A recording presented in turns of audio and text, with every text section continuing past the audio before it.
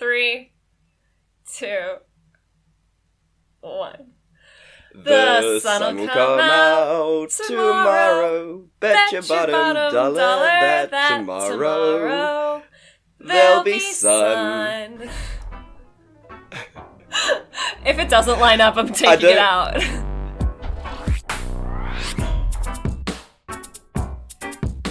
But it felt pretty on, like... It felt like the claps. It felt pretty good. So we'll see. So hello everyone and welcome to It's Not That Bad. Yes. As you just heard, that was the first couple bars of The Sun Will Come Out Tomorrow in lieu of Simone's movie, which is... Annie, the 2014 version. So yeah, it's a bit of a different start to the show, but we thought, why not? It's the most optimistic of songs. Exactly, it's beautiful, and I mean, neither of us are good singers. Oh, should I still say the intro, just in case? Yeah, just do the intro. Oh, by the way, welcome to our podcast, It's Not That Bad. Optimistic movie reviews for optimistic people. I'm Simone LaRue. And I'm Chad Ekowitz. Way, look at us go. We're just nailing this. We are killing it. Unlike our voices. We're so good at this. Yeah, so if you did listen to that and you thought we were just going to have like a really pleasant opening as per always with the usual theme song, no, my friends. So welcome to our fantastic podcast, and so as you already know, Simone is doing Annie, and this week I will be doing the 2017 version of Power Rangers. Yeah, go Power Rangers! Power Rangers! I actually tweeted the other day, and I thought it was hilarious. I think Power Rangers is the reason that so many of us are into speed metal now. What? Because you know that song, the opening to Go Power Rangers is like... Yeah, and like every time the Dinobots came out and everything, it was just like shredding on the guitar.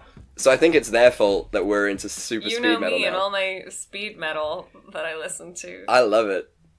What, Rush? I would assume Rush is speed metal. Sure, let's say Rush. I couldn't think of one single speed metal band to name, so I'm glad you could. Well, they just sound like they would be speed metal, don't they? Rush. I bet they're not. Yeah. Cheap jazz, just chill jazz. Duke Silver is. So Simone, what are you drinking today? Let's get our first segment out the way. I have 2 beers next to me. Nice. So the one I'm drinking at the moment is a South African classic, a Black Label. Oh yes.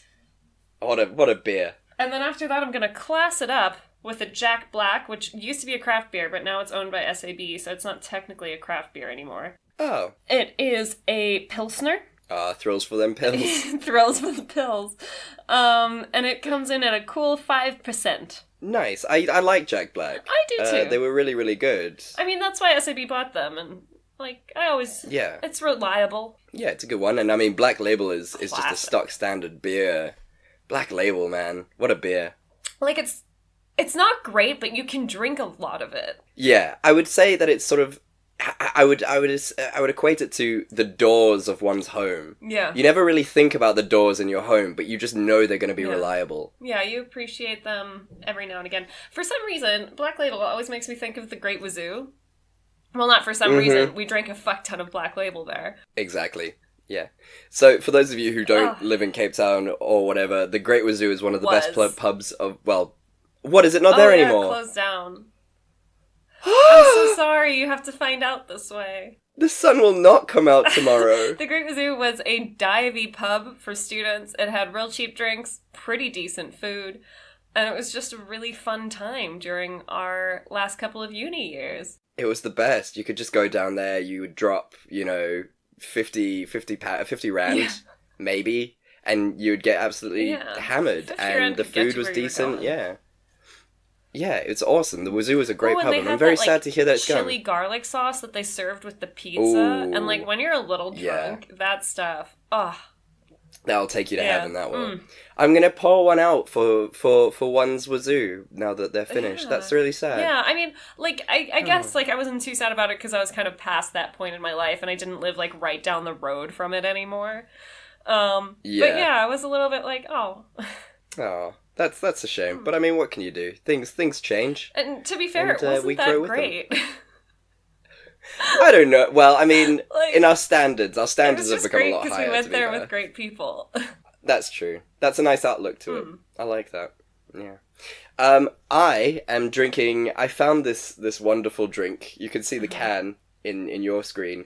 I found this wonderful drink in one of the cheaper shops. It's called Tamova Vodka and Cola Vodka Mixed Drink. Oh, it's a premix. It's a premix. It cost me 85p. Oh, God. So I was like, yes, I'm going to get 2 of these. It is alright. Okay. I'm not going to lie. Does it taste like either vodka or Coke? A little bit of both, a tiny bit of neither. Right. It just tastes like, if you were to describe an alcoholic drink just as an alcoholic drink, oh, I'll have one of those alcohol drinks. Yeah. That's what this would be. Oh. Just an alcohol drink. Oh, my word. And today we have something of a tie, because mine is also 5%. Whatever will we do? How will we solve this? This has never happened before. Should we just stop the podcast now? I think I went first last time. Didn't I? Yes, you did. You did, because we finished on Trio of Life. Yeah, oh god. Yeah, I think let's... Do you want me to go first this time then? And then, because Go-Go Power Rangers we can knock out, because I think we both have a lot to say about Annie. Yeah, we sure do. And just a pre-warning, to everyone, it's not necessarily all good. It's not the kindest review we'll ever do. No, but we're gonna try our best. But yes, so let's start with Power Rangers then. Go Mighty Morphing Power Rangers. Tell me the plot. I started falling asleep towards the main battle, but I woke up again for the end, kind of. Don't worry, if you've seen any episode of Power Rangers, you know what's gonna happen. They were mechs! So you'll be fine. They, you know, it's great. It's great. Right, so here we go. The plot synopsis for Power Rangers. The film opens on Zordon, played by Bryan Cranston, as the Red Power Ranger.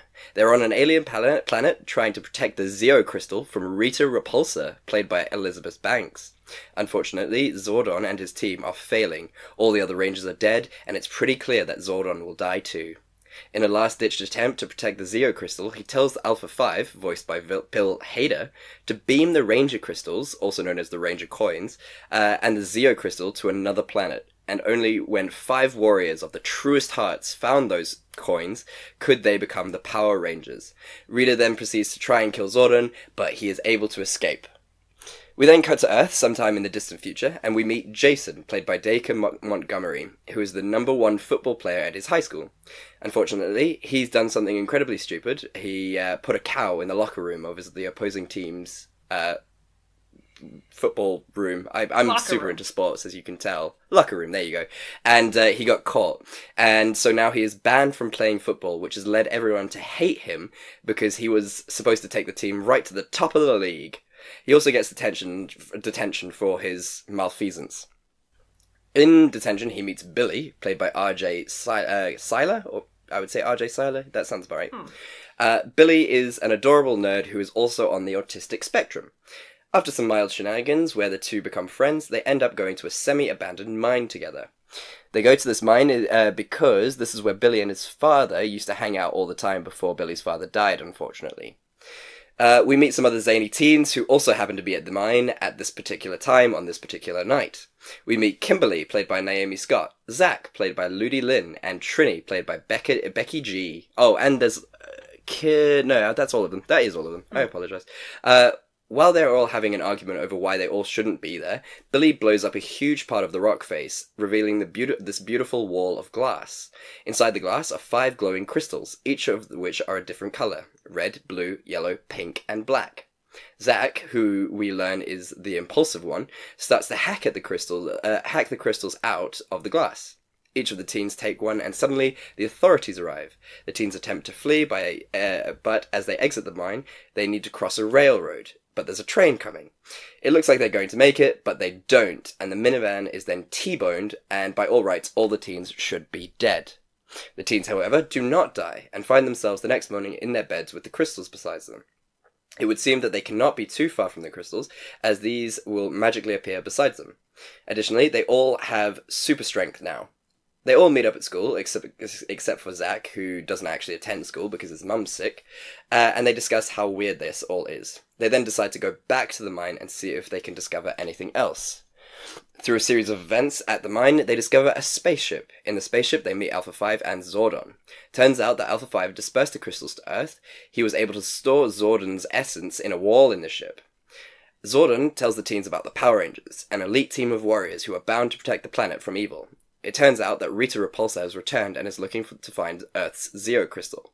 These Zero Crystals hold the essence of a planet's life force, and if you stole it and took it away from that planet, all life on Earth would die. But luckily, the Rangers have time before Rita strikes because she needs to rebuild her greatest weapon, Goldar, in order to find the Zero Crystal. The Rangers must use this time to train in order to defeat Rita and Goldar. In order to don their armor, the Power Rangers armor, they must be one with one another, a complete, infallible unit that care and protect for one another. Unfortunately, they are unable to do this, so they must now train without the armor, so they cause a lot of pain to themselves because they just can't sort of gel yet. They train and grow in strength, but still can't morph. Zordon starts to lose faith in the teens and has some harsh words with Jason because he's supposed to be the Red Ranger and is therefore the leader. Basically, Zordon says that if he can't get his team together, he's a failure as a leader, which is something you really shouldn't say to a teen who's going through a major life transition. But anyway. And also, like, who voted for that? Wouldn't it be, like, we were joking, wouldn't it be great if he was like, actually, we're more of an autonomous collective? Like, we don't have a leader. That'd be so good. And Zordon's just like, I don't... No, Red is in charge. Yeah, Red is the good color, and you're white. Whoa, Zordon! Whoa. We don't, Maybe that's how things we don't work look at where that. you're from. You know what? I think Billy should be the leader. What do you guys think? Yeah, okay. So Jason storms out, but then he comes back and overhears Alpha 5 and Zordon talking. It is then revealed that if the teens can morph, Zordon can use that power to come back and defeat Rita. Hijinks ensue, and we're then brought to a really heartwarming powwow between all of the teens where they talk about their issues and open up to each other. Tragic backstory exchange. Exactly. One of them's a lesbian, the other's mum is dying. You know, just the usual type of, Power you know. Ranger's a lesbian. Yeah. Of course she is. I mean, yellow is the lesbianist colour. Well, it can't obviously. be the pink Power Ranger. What is this? No, don't be crazy. That's the female They've been character. Progressive enough. Yeah, exactly. I mean, the black Power Ranger isn't black, so hey, there you go. Take that. Take that, 2019. So, it's very heartwarming in the teens bond. This then leads them to be able to morph into their Power Ranger armor. Jason is the Red Ranger, Billy is the Blue Ranger, Trini is the Yellow Ranger, Kimberly is the Pink one, and Zack is the Black Ranger. Zordon also realizes that he is wrong, that he and his team failed to stop Rita, but this new team of Rangers just might have what it takes to defeat her. During the film, Billy finds out that the Zero Crystal is underneath the Krispy Kreme, conveniently located right there in their hometown of Angel Grove. Rita, unfortunately, is able to get this information from Billy. She rebuilds Goldar and is now moving to strike against the Krispy Kreme.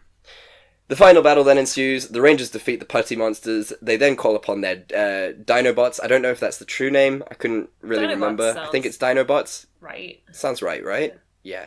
So they call upon their Dinobots and they try to defeat Goldar, but unfortunately they're just not strong enough. Goldar pushes them into sort of a crack in the earth and they sort of mold together. And the Dinobots form the Megazord that we all know and love from the original Power Rangers back in '93. And they are finally able to defeat Goldar and Rita. The Rangers are then recognized as the saviors of the town and the end. Or is it? Dun, dun, in a Yes, because in a mid-credit sequence, it is alluded that the Emerald Ranger has discovered his powers and is an unknown person who is now on the playing field. Oh, he's not like the Green Ranger, he's the Emerald Ranger. Well, I refuse to call him the Green Ranger ever. He was always the Emerald Ranger in my mind. I mean, you know, whatever helps you sleep at night. Like, he was always, like, I loved him in the 93 series because he was always just such a bitch. Like... The Emerald Ranger, he would pop up, help them with his Godzilla monster, and then fuck off, and they'd be like, "Why don't you join our team?" So he was kind of like a Tuxedo Mask in Sailor Moon. Yeah, 100% Tuxedo Mask in Sailor Moon, which is also a very similar story. I fucking love Sailor Moon, and I will fight anyone who disagrees. One of the best shows of all time, it's without a question. Classic. I rewatched it with my sister, I think beginning of last year, and like you can't not feel joy. No, it's so lovely. It's so nice to, like, visually it's pretty, and then, like, the dialogue is silly, and it's... she has a cat that talks to her. Exactly. I mean, what more do you need? It's so great. But that's... We're not here to talk about them. We're not here for that. We're here to talk about our favorite Rangers. Which Ranger were you when you were a kid? Obviously the pink one. I am the whitest white girl you've ever met. That's true. Do you think you would still be the pink one today? I would, and I'd hate if you were every a Ranger? second of it. I'd be so mad about it, but like deep down in my heart, I'd be so happy. Like a longing would have been fulfilled. It's one of those things, though. It's sort of what I can imagine is, putting on the wedding dress for the first time. Yeah. You feel like a princess, but this time you're in spandex and get to fight evil. Is it spandex? Is that what the armor is? Do you think it's lycra? What do you think? It looks it would be. It looks better, like tougher, like a chitin or something. Maybe. Well, I was thinking the original, the 93 guys. But yeah, these guys had some hardcore armor. Good. These guys were on it. What the fuck is the spandex supposed to do? At least they wear helmets, which I think is really good safety. Yeah, especially like if you're fighting monsters that are made of rock. Or riding a bike. Wear your helmets, kids. Yeah, guys, that's the PSA for today. Wear helmets. Wear protective padding. Your brain. Don't be dumb. You only get one. Yeah, it's rather important. I would like to think of myself as the Red Ranger just because I'm a white male. Yeah. But I think I'd be the blue one because I'm a little bit nerdy. So, like, the Black Ranger is obviously the coolest, right? I think we can all agree. Oh, always. Always. Yes, and, 100%. Like, so the Black Ranger this was also the hottest person there. And he got, like, no dialogue. Yeah. He was just supposed to be, like, this crazy wild card. Yeah. And he's which was just a little like upsetting, a stone cold hottie, and it's like, but I want to hear what he has to say. Like, shut up for 2 seconds, Red Power Ranger. Yeah, the Red Power Ranger is always just so white bread. Did you recognize that actor? Yes, from Stranger Things. Yeah, which is what I really loved about it, because I was like, oh, I liked him in that. Maybe they're trying to do like something cool with this. He has such a weirdly effeminate face, and I don't say that like it's a bad thing. I'm just like, he is too beautiful. Mm-hmm. I think it's the eyelashes. Yeah, he has very thick eyelashes. They're gorgeous. And then a really pretty nose. Yeah, he's a very stunningly, aesthetically pleasing man. Yeah, I feel like he's one of those people where like you talk to him and you just like don't know what to say. Yeah, definitely. Yeah. I think it must have been really fun when you were an actor, like if you were an actor, hearing that there's a Power Rangers film coming out, and then you get chosen to be one of the Power Rangers. I met a guy that this happened to. Oh, he was going to be in the TV show. I don't want to drop names or anything. I vaguely knew him. He's a model. I think he's in Brazil now. But he was a model, and he was like cast to play the Black Power Ranger in the Australian series. Oh, beautiful. Yeah, but it ended up falling through or something. But I was like, oh my god, like you have peaked. Like this is the height that your career's gonna reach. And I don't think he appreciated that, but like... I'm sorry, but you are right. I mean, as soon as you're told that you are going to be a Power Ranger... I know, like, everybody knows the Power Rangers are ridiculous, but what wouldn't you give to be one? I would give anything to be a Power Ranger. To put on that armor and say dumb things like, where is my power crystal? Power Rangers are go. Like, the lines are so dumb. Just be so dramatic whenever you're not fighting. Yeah, but so good to be a Power Ranger. So yeah, it is sad. But I mean, I enjoyed this film, to be honest. Yeah, it was really fun. It was a perfectly acceptable teen action film. Yeah, I think what people forget when it comes to this Power Rangers, because obviously it didn't do well. It was never gonna. But it is, exactly. Like, it's Power Rangers. Like, what did you expect to happen? Power Rangers has never been Oscar material. It's just fun. But it is always... like... Yeah, and it's always going to be a household name. Its whole brand is just, like, not taking itself too seriously and having the villains in these fucking outrageous costumes and, like, awful CGI. And, like, that's what we came for. Yeah, exactly. And it's just the ridiculousness of the lines. Yeah. And it is a kid's film, and if you try to make it too serious and, like, Oscar-worthy, you're going to lose the essence of what it was. Which is a film about 5 teenagers, plucky teenagers, who get some really hardcore gear and have to fight some really weird people. I loved Elizabeth Banks for this role. Like, no one else could have done it. She was perfect. She was absolutely fantastic. The casting overall... Oh, so good. Like, they got some big names. Like, Bryan Cranston as Zordon. Maher? Bill Hader? Hader. Why am I wanting to say Maher? That's someone completely different. I mean, Alpha 5 is just an iconic character. At first, we thought it was Patton Oswalt doing the voice, which also Me too. would have been adorable. Yes. But no, Bill Hader was great. I think, yeah, like you said, Elizabeth Banks was perfect for the role. Yeah. I felt a bit bad about Goldar, because Goldar in the original series was badass, like a weird gorilla monkey thing in a gold suit, who was like Rita's left-hand guy. And now they just made him like this amorphous gold thing, which I thought was a little sad. But I feel like if I couldn't play a Power Ranger, I'd at least once like to play a Power Rangers villain. Yeah. That is the most fun you're ever gonna have. Yeah, exactly. It must have, I mean, Elizabeth Banks is a spectacular actress. She's so underrated. Yeah, and she's done some amazing stuff so far, but this is where you want to be. I can completely understand why they pulled in these big names. Like, why would you not? I wouldn't be surprised if, like, Tom Hanks and Tom Hanks and Tom Cruise and Bill, what's his name from last week? Brad Pitt. All like emailed in and be like, hey, what if I was the Red Ranger? What do you guys think of that? Do you mind? I'll even take yellow if I have to. I don't even need a speaking role. I just want to be there. Just close enough to touch a ranger. That's all you really want. Yeah, maybe steal a piece of the suit. Yeah. I wouldn't be surprised if, like, any of the Rangers just walked off set at the end of filming and just took a suit. Oh, absolutely. Because I would. I would take everything. Shit would be going missing constantly. Like those power coins that they got in the beginning. Yeah, that would be on my wall, without question. So what was your favourite bit? Oh, boy.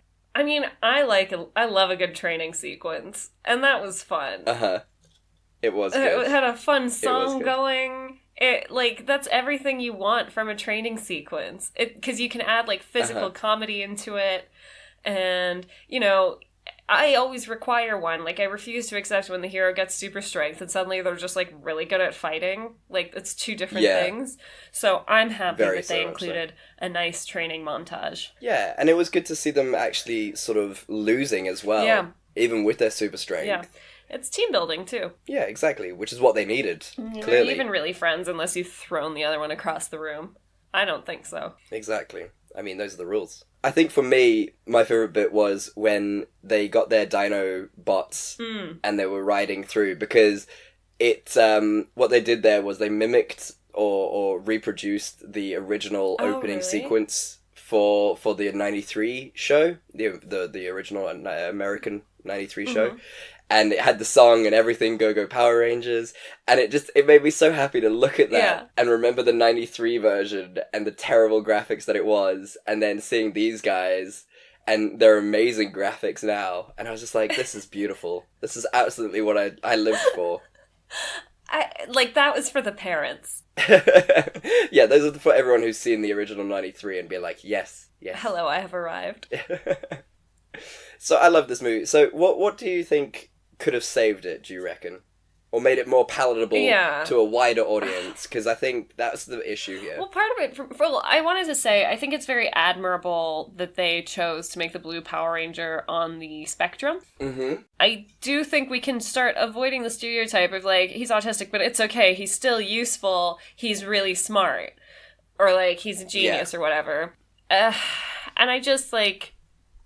I think there maybe could have been a bit more sensitivity in that character. I don't think that would have saved the whole movie, but it's something I would have liked to see. I think it's very in nowadays to have, like, a character that's on the spectrum, but it's, like, really lazy. It's like, oh, he doesn't like to be touched, and, like, he's a nerd, and that's it. And it's like a lot of nerds don't like to be touched.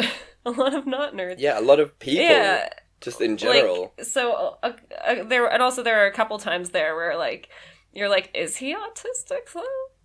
I mean, maybe he's high-functioning or whatever, but... Like, I mean, if you're gonna do it, just be really sensitive to what you're doing. Yeah, I mean, it felt like it was more for convenience than anything. And then on top of that, which was a shame. How do none of these children know CPR? I was screaming at the TV after Billy, like, drowns, and they've got him out. They're like, oh shit, what do we do? And it's like, start chest compressions with your super strength, you fucking idiots. Like, have they never seen a movie? Yeah, it made no sense.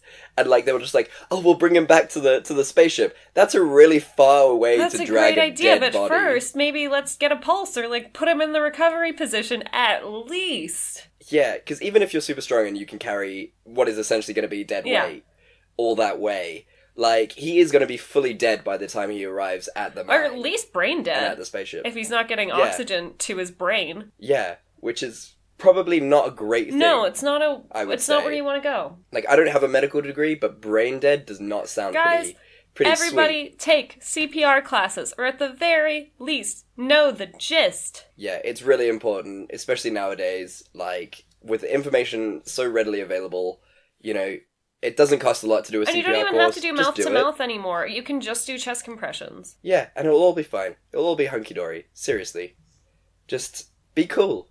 So, yeah, my scene that could have saved it, and I don't know if this would have made it more palatable, necessarily. I think it was as palatable as it needed to be, you know? Yeah. But for me, I think there could have been more cheese. Oh, yeah. I think the whole point of Power Rangers is the lines are super punny, they're super ridiculous. You know, if you're fighting bread monsters, you're gonna make the pun your toast. Yeah. You know, that's the whole point of it. It's supposed to be dumb. I mean, if you remember the original Ivan Ooze film, there were so many puns during that fight scene in the factory. It was just beautiful. And I think a lot more old school Power Ranger cheese could have made this more Power Ranger-y. Yeah. I mean, just lean into it. Yeah. Yeah, really, because that's what you want from a Power Rangers film. You want the ridiculousness. Yeah. True. You know? Good point. So, shall I tell you about this director guy? Please. He's a very interesting one, actually, today. Dean Israelite. Okay. So, he's relatively new to the game. He doesn't actually have a lot on his CV, Is he as far as I can Jewish by see. any chance, with a last name like Israelite? Do you know what? He's actually South African. I've just seen this now. Hi, Yeah. Dude. What's up? Welcome to the team. Hey. Born September 20th, 1984 in Johannesburg, South Africa. South Africa. Oh, how's it, guys? Red Ranger, I need you to... Yeah, but you have to hit hit him him harder. harder. Yeah, I didn't rate that performance, eh? Wasn't that great? No, it's fine. What I want, just do it better. Yeah. And, yeah, okay. Action. Right, so, he... Perfect. Okay, I know, it's great. Okay, so he hasn't done that many films, so I'm just gonna list them off, and then you can say if you've seen any of them or not. But, so, Magician, The Department of Nothing, Die Jungenskorps, Kommissariat 105 im Einsatz. Oh. Echo Liland, Project Almanac, and Power Rangers. What's Project Almanac about? Let me have a look. Because I feel like I've heard of that. So you're looking at David Raskin, Jesse Pierce, etc. As a group of friends discovers plans for a time machine, they build it and use it to fix their problems and for personal gain. But as their future falls apart with disasters and they come to realize the irreversible ripple effects caused by the time travels, they must decide to fix it for once and for all. No idea? I didn't see it. No, okay. So yeah, I mean, he's really new to the scene, it seems. To be fair, this film was directed really well. Yeah, I agree. It was great, the shots were amazing, all the actors were great, you've got such a good cast. Yeah. And they all worked collectively. Yeah. Like, there was not a weak link in this film, I think. So yeah, Dean Israelite, I rate you, but... Yeah. Yeah, Lekker. we're lekker, but we'll support you all the way. All the way. And if, you know what, we'll invite you onto the podcast for the next one. Have a braai after? Yeah, bro. It'll be lekker. Lekker. So that's Power Rangers, yay! Yay, well done. That was quick, just because it was... Thank you. Just perfect. It was exactly what it needed to be, and I'm happy that we watched it. So, then, Annie. Okay, I'm gonna go through the synopsis fairly quickly, because it's a pretty well-known movie. Yeah. The original one. Agreed. So, Annie, played by Kevin Wallace. I don't know if I'm saying that right, but I googled how to pronounce it. Oh, that's good. And I still don't really know nice. if I'm right. At least you tried. That's effort. Annie is a plucky young orphan who stays in a foster home run by Miss Hannigan, played by Cameron Diaz, until one day she gets adopted by Will Stacks, played by Jamie Foxx. Will Stacks is a phone company mogul who is currently running for mayor. And because he seems really heartless and out of touch with people, he's doing really poorly in the polls. So his assistant, Guy, played by Bobby Cannavale, or his campaign manager, sorry, Guy, played by Bobby Cannavale, recommends that maybe he adopt the orphan that he saved from getting hit by a truck earlier in the day. Woo. That's Annie. So Will Sachs goes, and he takes Annie into foster care, along with his assistant Grace, played by the stunning Rose Byrne. Love her. She's perfect. Although it initially is to be just for the campaign, Will Sachs over time finds that he's actually really fond of Annie and her quirky nature and her just being really cute. After a couple of publicity stunts, he decides he actually wants to adopt her because he wants to keep her in his life. At this point, Guy is concerned about how Will Sachs is doing in the polls, as he could lose a lot of money if Will Sachs loses.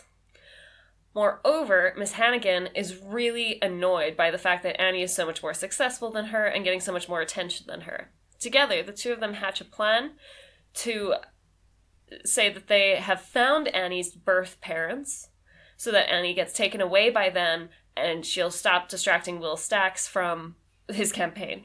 From something that he's doing. From, something inconsequential that he shouldn't win anyway. As Will Sachs is trying to sign the adoption papers for Annie, Annie's quote-unquote dad, played by Dorian Missick, and Annie's quote-unquote mom, played by Tracy Toms, show up. They know all the stuff about Annie's parents, which the information was supplied to them by Hannigan. And Annie realizes that she has to go with them. She seems really sad because she was also excited to live with Will Sachs and his assistant Grace, but she goes along with it. When she's in the car, Miss Hannigan has a change of heart, and she tells Will Sachs that actually those aren't Annie's parents, all the DNA was faked, everything's wrong. After a helicopter chase, they finally catch them, bring them down. Will Sachs says that he is going to adopt Annie, and it's implied that Miss Hannigan turns over a new leaf, becomes a better person, and is going to take better care of the orphans, along with Lou, the store owner next door, played by David Zayas. He's just fantastic. And they all lived happily ever after. With a delicious dance routine that finished it off. God. I mean, okay, so should we just get that out of the way? That the dancing in this film was fucking atrocious. So the whole thing with this film, right, is I'm all on board with remakes. And I understand that the remakes are going to be different to the originals because you're trying to get it to appeal to a different audience than the originals did. That being said, when you're remaking a Broadway musical like Annie, you make sure that your songs and your choreography are on point. Yeah. Agreed. And they 100%. did not do that. I don't mind them adding a bit more hip-hop to the songs, I kind of expected it. But, the actual singing, the actual quality of the music, and the choreography were so lacking that, Yeah. No, people blamed it on the fact that it was, a hip-hop remix, but that wasn't it. You can have good hip-hop remixes of stuff. This just... It was so sad. Yeah, it was horrible to watch because you have such high hopes for this film. You're bringing it into the 21st century, you're making it more appealing to sort of kids and a demographic that appreciate hip-hop music more than they appreciate musicals. But to let go of the dancing to such an extent was such a shame. Mm-mm. I mean, there's that one, I think it's the song, I Think I'm Gonna Like It Here. Oh, where Annie and Grace try and do a fist bumpy thing, and it's just so shit. And the fact that whole song was obviously auto-tuned for no reason. Oh, man. But that's the thing, it was all horrible. of the songs were auto-tuned. That's why... Yeah, everything was auto-tuned. Yeah, I spoke to my sister about it because, we might as well get into it now. I was saying that the lead actress, Kevin Zene, was not great in this role. And no. I don't think it's her fault. She's actually been, definitely not. During this movie, she'd been nominated for an Oscar for Best Young Actress for her role in Beasts of the Southern Wild, which was her breakout role. That's awesome. So we know she's not a bad actress. I think that she was very poorly directed in this role. And on top of that, she's a very good actress, but that doesn't necessarily translate to being a good singer and a good, performer. Yeah. Which, for the movie Annie, you really should have, like, a Broadway or musically trained child. Yeah. And I think it was a great disservice to her and her career that they cast her in this role and then didn't handle it properly. And even when she was singing, they auto-tuned her so hard that it sounded flat. Yeah, it really sounded so bad. And it made me, because I didn't know who she was or whether she could sing, it made me think that she couldn't sing. I mean, which she's not a kind of trained defeated singer. the point as well. And really, for a role like this, I'm all about, like, bringing out breakout actors, but, like, for a role like Annie, I feel, where, like, the whole point is that she's, like, super quirky and super fun and really positive. Like, this actress just didn't bring that. No, which is such a shame. Yeah. Because, I mean, she's very talented, there's no question about it. But, yeah, it was just, to be fair even, it's not just all on her. No. I honestly thought Cameron Diaz was so shit in this. Cameron Diaz, this is her worst performance for me, ever. Like, bar none, she was so bad in this film. She also should not be singing in movies. She should not be singing in films. And I understand, like, the main song she's supposed to do, Little Girls, is supposed to be off-key. But, like, all the other singing she did, it was like, why are you giving her more singing time? Yeah, like, it felt shoddily put together. And one of the funniest things you've ever said to me is we were texting about this film before the podcast, and I mentioned to Simone that Jay-Z produced this film, and Simone's immediate response was, well, that explains everything.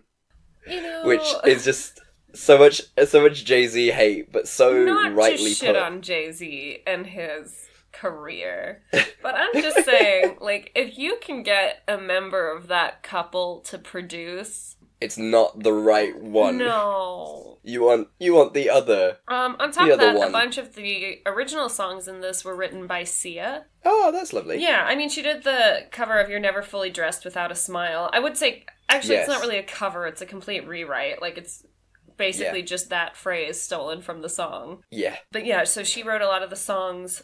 I was not a fan of the newer songs. No. I think because Annie is such a well-known musical, it's really hard to try and redo it. So instead of putting in new songs, you should have just remixed the old ones. I mean, they did that it's very hard. But it was an unfortunate result. Yeah. It just felt very shoddy. Yeah. This could have been an amazing film. It really could have. Yeah. But they just... It was very badly put together. I mean, look, there are bits that I really enjoyed. Yes. Jamie Foxx was outstanding throughout the thing. All, like, the little scenes between Will Sachs and Annie were so cute. Like, Jamie Foxx did an amazing job with it. Like, Annie was so cute in those scenes. But then in other scenes, she just falls so flat. Yeah. And I don't know if maybe she's trying to give too subtle of a performance. Yeah, this is not the film for that. No, Annie's, I mean, you know, I guess, Annie's but big. I guess the whole point of, like, that beginning scene in the movie where they have, like, the really stereotypical red-haired girl. Yeah, that was funny. That was funny. Was great. So maybe they were, like, making it clear that they're subverting that Annie character for something more nuanced, but, like, the nuance was lost. It really was. I mean, there are some really great bits, and now trying to move it towards what this podcast is about. I really enjoyed the fact that Will Sachs ran on sort of the campaign of Make America Great Again. I've never laughed so hard in all my life. Yeah. Because this came out way before Trump did. Yeah. So I think that is just great because I could just imagine Trump sitting down, watching this Annie and going, hey, you know what? America great again. Well, to be fair, it probably wasn't Trump. It was, like, some campaign manager who was like, oh, I'm gonna keep that. That'll be great for my 70-year-old granddad. Oh. That's fine. He'll be president. I also enjoyed the fact that, what's his name? The little kiosk owner from across the street who loved Cameron Diaz. Lou was a great character, and then that bit where he was just like, and this film I think came out before the whole Facebook Cambridge Analytica stuff came out, and his bit where he's like, nah, I don't want one of those phones. It's just a way that big business can just take all your information and sell it so that they can advertise. Was fucking streets this movie ahead. Had a lot of moments of self-awareness, like when they're watching the movie and Rose Byrne said something like,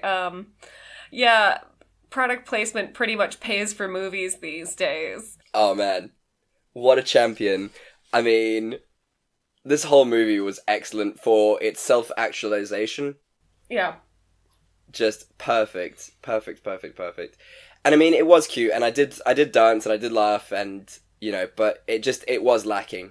It definitely there was. I don't know, so maybe in trying to make it really progressive, and when I say trying to make it progressive, I'm not referring to the fact that they cast black actors in the roles. Yeah. I more mean in terms of, like, trying to modernize it and make it for today's audiences. Like, if they didn't lose some of the heart along the way. Yeah, exactly. I mean, it has nothing to do with the color of their skin, because that really was irrelevant to the whole thing, because it was still a great story. I wanted to like it more. Yeah. I wanted to be like, she's fucking pluckier than anything, but yeah. Than anything, yeah. I mean, Annie isn't about their skin color at all, so, you know, and I think a lot of people had that issue, if you're going to look at foster kids, like, casting unfortunately, a girl of color is unfortunately the reality. Yeah, exactly, so it's more accurate. But it was funny when this film came out, and the amount of old white people who were like, oh, so we're making Annie black now? Oh, okay, that's fine. She's a fucking orphan, dude, like...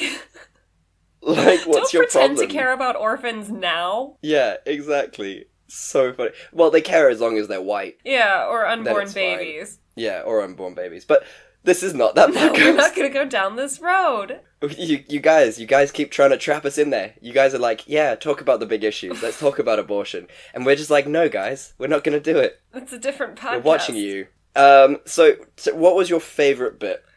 I like going back to this favourite bit thing. Yeah, no, it's been fun.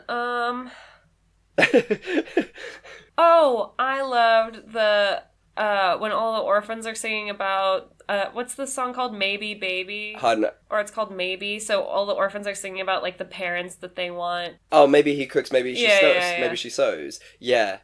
Yeah. Like, that was, I think all of those child actors were so good. Yeah. I think some of them were maybe better than Annie. But look, there was those orphans. But it was just like, I mean, for child actors, they all really brought such a good level of loneliness to the song. I think it's one of the few songs from the original that were more or less left alone. Yeah. And it was just, like, so pretty, and, like, I teared up a bit, but I was also very emotional while I was watching it. But, like, it was just nice. Yeah, I think this film was just lovely in its entirety in terms of the feelings you got from bits. Yeah. It's worth watching. Yeah. If you haven't seen it, definitely watch it. I think the best thing to do, would you say not to compare it to the old one? Yes, I would say that. I think they're both, it's apples and oranges, basically. Yeah, just sort of keep it as its own. Because the old one, I mean, obviously will always have a very special place in my heart. Obviously, always. It's Annie. It's Annie, for God's sake. It's Annie. Like, if they did a remake of Sound of Music. I mean, how could they? I mean, I know they're gonna, but like, are there even... who would you cast?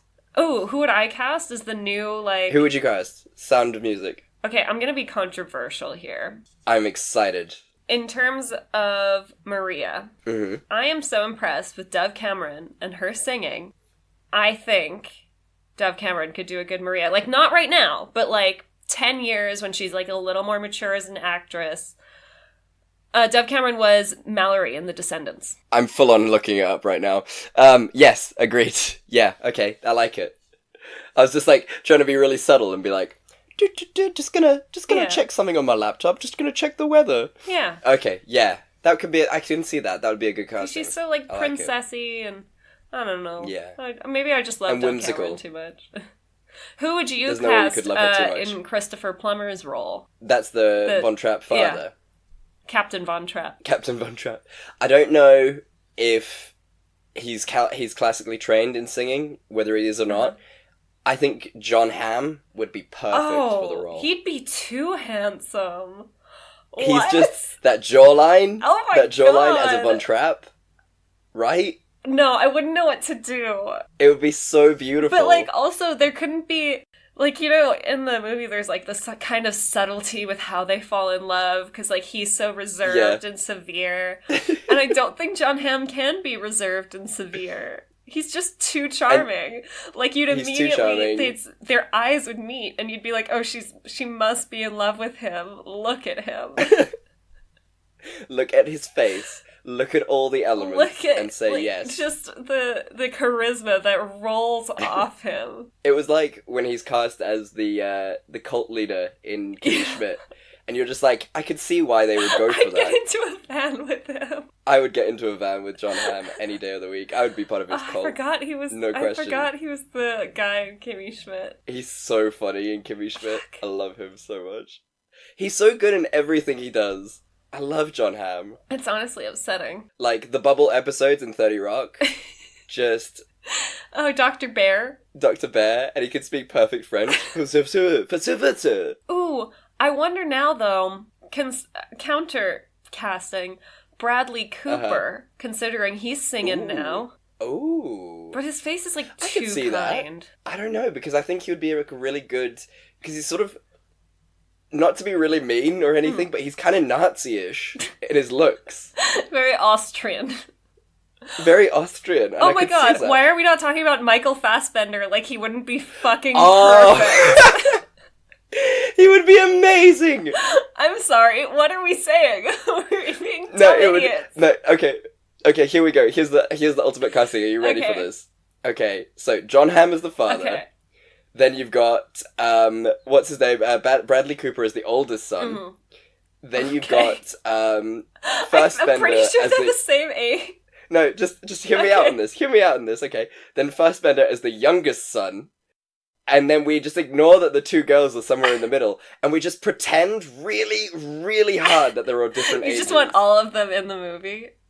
I just want all of them in the movie. But also somehow. Now I'm thinking if Doug Cameron wouldn't be better as Liesl, the 16 going on 17. She would be really good as that. She would be... Yeah. But that's why I say Dove Cameron, like, in 10 years. Yeah, when she's a bit older. Yeah. Cut her hair short, she'd look But also, I feel like a Latina Maria wouldn't be a bad idea either. Yeah, that could be nice. Who would you think? Now I just want Gina Rodriguez. Yeah. She should not be my go-to, but I love her so much, and I just finished Jane the Virgin season 4. Oh, she is lovely. She is beautiful. Like, okay, we've got to get off this tangent. Yeah, because this is a massive tangent now. Everyone's like, I was here for Annie, not this. Shut up. It's perfect casting. Shut up, everyone. Give us jobs. Michael Fassbender, new Sound of Music. Wait for it. Sound of Music. It's going to be perfect. They're going to have Julie Andrews play the Mother Superior. Oh, that would be great. Oh, just reprising that role. Oh, man, it would be so good. I was originally thinking maybe Anne Hathaway for Maria, but I just really don't like her singing. I like Anne Hathaway, but I feel like that's a role she should stay away from. Like, she's done Les Mis. Yeah, so just stop there. And she was great. Fair enough. No, she was alright. I think we feel very differently about her performance in Les Mis. I cried. I didn't cry at that bit. I cared more about Eponine than any of those other bitches. So fine, getting back onto this because we've divulged so far. Sorry, guys. What is your scene that could have saved this? Oh, fuck, we're talking about Annie. Okay. What's your scene that could have saved the new, completely hypothetical Sound of Music that we've made? More Nazi killing. Inglourious Bastards come in and save them at the last minute. Oh, that'd be great, in the tombstone. Yeah, Brad Pitt's there again. And welcome to our new podcast, Sound of Music 2, Electric Boogaloo. Okay, well, in this Annie, I don't know if there would have been a single scene. I'm gonna give the director a lot of shit for this. I think the songs were very stylized, but to the point where the actors weren't allowed to express themselves. Right, okay. So it made it seem very overproduced, and it didn't have a whole lot of heart to it. Yeah, it did sound very electronic. Like, you have a bunch of actors who we know can give really good performances, so, like, let them do it. Like, even if it's not, like, super on-key, don't auto-tune it out. It sounded horrific. Yeah.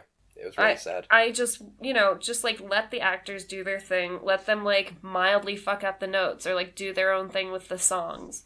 I think they should have been more involved in that part of the process rather than what was clearly just them following direction and not putting any, like, heart and soul into it. Exactly. No, you're 100% right, because it is a really well-known story, and it should be about the heart. It shouldn't be about being pitch perfect. I mean, if you're not going to cast, stage-trained actors, then... Yeah, exactly. Just accept the fact that you're not going to get absolutely perfect pitch and things. Yeah, fair enough. Mine's along, I mean, I've mentioned mine already, sort of, but it's along the same other lines of yours in that just better dance choreography. Oh, yeah. Jesus. You've got so much money going into this film and you can't hire a decent dance choreographer? My God. Like, for hip-hop? Yeah, especially. Like, come on, guys. It's not going to be hard. These are actors. They'll adapt to it. Or find someone else for the role. Yeah, or get some really great background dancers in there. Yeah, do something with it. Don't just sort of half-ass it. Yeah. Really. So I would say better dance routines. That's my agree scene completely. that could have saved it. Visually, this movie was not as fun as some other musicals. Yeah, agreed. So then, let's go straight into destroying this director. Let's take him out. The thing is, he's directed pretty good movies. So the director is Will Gluck. Okay. You will have seen his work. He produced Easy A. He produced Friends with Benefits. That's the one with Justin Timberlake and Mila Kunis. Such a good film. So funny. He's not... Oh, he directed Fired Up, which was so funny. Oh, how good is that film? So fun. I actually haven't seen that in so long. I kind of feel like watching that now. But since then, 2011, he directed a movie called Iceland. He directed the pilot for the Michael J. Fox show, which I think was only a pilot. Right. Yikes. I love Michael J. Fox. Oh, no doubt. He's a treasure. His cameo in this movie was also a little fun. Oh, it was great. It was fantastic. Yeah. When he's like, oh, I heard he's not even that great. It's like, what are you talking about? It's Michael J. Fox. Shut your damn mouth. Since Annie, he has directed the Peter Rabbit movie that came out last year. That did pretty well. So he took a break from directing between 2014 and 2018. Okay. And I think that's good. Look, I'm not saying he's a bad director. I just think he didn't direct this very well. I think maybe he doesn't know how to work with child actors, or maybe it was like a production thing. Maybe the producers were too heavy-handed in this, and the movie was just pulled all sorts of different directions, and it's hard to make something like that work, as we well know.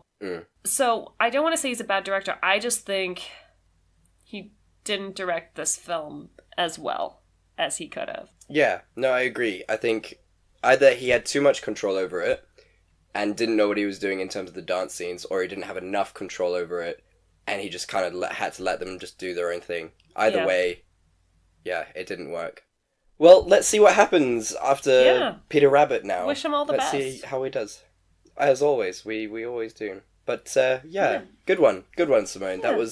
It was a good film. Like, it was fun to do. It was. It was fun to do. It could have been worse. It could have been Tree of Life. I'm glad that I checked it out. Yeah. Because have you seen it before our viewing this week? No, and I really wasn't gonna. Like, if I want to watch Annie, I'll watch the old one, Yeah, exactly. Fair enough. And that still applies now, just purely because this one made me of the dances sad. Yeah. I think if they had done better, it could have replaced the old Annie. Absolutely. I was ready for it. I was like, yeah, the old Annie is kind of aged. Yeah. Right then. Well done. And we've done it again. We have. Can you Adam and Eve it, governor? Try something new. Okay. So, Simone, tell the people, what are you going to be doing next week? I'm finally going to do it, Chad. Oh. I am feeling insecure in my job at the moment. So I need to talk about the brain.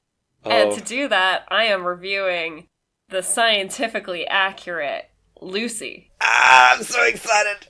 Oh no, it's so bad. Get ready for me to say some angry things and educate you about the brain. Next week's episode is going to be like 6 hours long.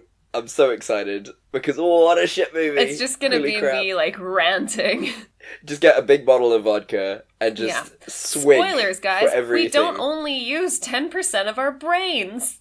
That would be crazy. Like, why are we still saying this? It's amazing. I'm so excited. It's going to be so bad. Oh my god. God. Okay, and what are you doing? Well, since you will be doing science next week, and specifically neurology, your field of expertise, I'm going to do my field of expertise. Now, that is law, as some people may know. Now, it's really hard to find a bad law film, just purely because, like, most law films are really, really good. Mm-hmm. So I'm going to be doing Abraham Lincoln Vampire Hunter. He was purely a lawyer. On the basis that he was a lawyer. So Abraham Lincoln Vampire Hunter and Lucy. Oh, what a great week it's going to be. I low-key loved Abraham Lincoln Vampire Hunter. Like, it was so silly and it knew it. Yeah. Yeah, it's great. I'm sure there was hints of werewolves in there, weren't there? Yes, I feel like I remember something to do with werewolves. Isn't he a werewolf? I'm excited. He might be a werewolf, which would just be excellent. I mean, he was so tall. I mean, how could you not? His beard was so hairy. What was that hat What are you hiding? Yeah, exactly. So there you have it. Enjoy next week. It's going to be interesting. We have to talk about what I'm excited about and what you think is going to podcast. Oh, shit! Why am I keep forgetting this? It's okay. Good shout, okay. So, final segment then. What are you talking about? What are you thinking is going to be good? So I saw the trailer for the movie yesterday. Okay, I haven't seen that So trailer basically this guy ends up going to like an alternate future where the Beatles never existed. Oh, what? Okay. But he knows all the Beatles songs. So it's like partially a look at like how much the Beatles changed history and pop culture and all of that. Like the ripples go all the way up to today, obviously. Yeah. And it's looking at this guy, like, in a future where he's the only one who knows Beatles songs. So, like, he gets real famous off of performing them. That's pretty cool. Yeah. I mean, that speaks to the bootstrap paradox, which is a really famous time paradox as well. So that could be really good. I think that'll be a good film. I'm excited. That's nice. And what do you think's going to podcast? I think it's going to be an awful film. Oh, boy. And I'm so excited. It's called Cry Havoc, and it is a slasher. Oh, not like Cry Havoc and Let Loose the Dogs of War. The Dogs of War. No, nothing like that. It's basically, from what I can see from the trailer, it's like an island, and on the island is a guy called Havoc, and he's like a masked serial killer, but it looks like the cheesiest slasher film you've ever seen, sort of akin to Zombie Strippers. Oh, great. But it doesn't, no, because it doesn't take itself, it takes itself way too seriously. Like, Zombie Strippers knew it was a joke. This film looks like it thinks it's going to be sort of up there with The Conjuring. Boy. And that makes me really sad, and I think this is going to be terrible. I'm going to watch it because it's a slasher film, but it looks so terrible. Slasher is not one of, like, my favorite kinds of horror movies, as you well know. No. Yes. I watched Terrifier on Netflix. Uh-huh. Like, it's fine if you like slashers. But, like, it just really cemented for me. I was like, oh, this is just incredibly frustrating. How many times can we see a white, blonde, big-boobed lady get destroyed? Punished for being mildly sexual, yes. Oh, did you watch it so you know how she dies? No, I've watched every other thriller film, slasher film in the world. Terrifier is no exception. Exactly. So, I mean, can we not just put that trope to bed? Please. I don't know. So there you have it. I mean, as we always say, we hope that it does well, but it's not going to. But you never know. I could be completely wrong, you know? Who knows these things? Who knows? So how are you? How are things? I know it's been tough again. Yes, but today I started listening to, after my friends had been, like, bugging me for ages, and I'm 3 years late, I started listening to the podcast My Dad Wrote a Porno. It's so good, right? I have been cry-laughing all day. It's just so good. It's good on so many levels. It's like the dry British humor, which is, like, my favorite. I know it sounds like it. Just the fact that, like, his dad doesn't understand how anatomy works. Yeah. And it's, like, it's so lovely. Truly, I don't want to shit on self-publishing, but this is what happens sometimes. Exactly. But, yeah, just a great podcast. So if you haven't listened to it before, go check it out. Obviously. Yeah, but well worth your time. Don't listen with your kiddos. No. So yeah, good podcast. So that's your highlight for the week, yeah? Oh, yeah, it's a highlight for, like, my life now. Oh, beautiful. Yeah, my week's been Be pretty good. I got the car this week. Oh, exciting! Look at you, ladies. I know. I'm mobile again. Oh. So if you're in the south of England and want to hang out, just holler and we can go get a coffee, you know, and chat about this podcast exclusively. I don't want to hear about your day, whoever you are who's listened to this podcast. I don't want to hear about your opinions. We're just going to talk about this podcast. That's all I want to do. Beautiful. It's what we're about. Yeah. So yeah, we did it again. We've done it. All the things are done. Where can the people find you, Simone? The people can find me on Instagram at simone.le.roux. They can read our articles on Forge and Flint, and they can follow the podcast at It's Not That Bad One on Facebook and Twitter, and at It's Not That Bad Podcast on Instagram. And they can email us at It's Not That Bad Podcast at gmail.com. Woo! Yeah, email us. Tell us what your professions are. Since we're doing the profession week next week, tell us what your professions are, and then we can see what horrible films. Your profession. Yeah, we'd love to hear about your professions and what you think about those terrible made films. Your professional brain explode? It's an exciting time for all of us. The things that we choose to do for the rest of our lives being shat on by Hollywood. It's the dream. And life. And life, yeah. And you can find me on Instagram and Twitter at chatspeed1993. And yeah, please email the podcast, subscribe, give us a rating on iTunes or wherever else you listen to podcasts. It's really, really important to try and get our ratings up and whatever. Yes. We don't just, we do this for fun, but it would be nice to share the message. It would be nice if you could do that. We'd be really good for fun. Exactly. We would love to advertise for you guys. We would love to tell you about Quip. We'd love to tell you about Lisa Mattresses. We'd love to tell you about Squarespace, Casper, Blue Apron. So holla. They don't even Blue Apron. They don't have service where either of us live, but we'll tell you about it. Exactly. I mean, we could do HelloFresh.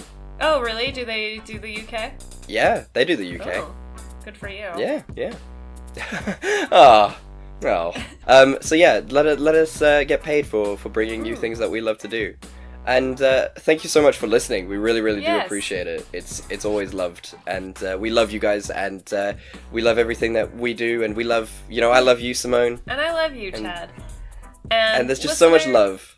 We love you, and there's nothing you can do about it. We love you, and there's nothing you can do about it. Bye. Goodbye.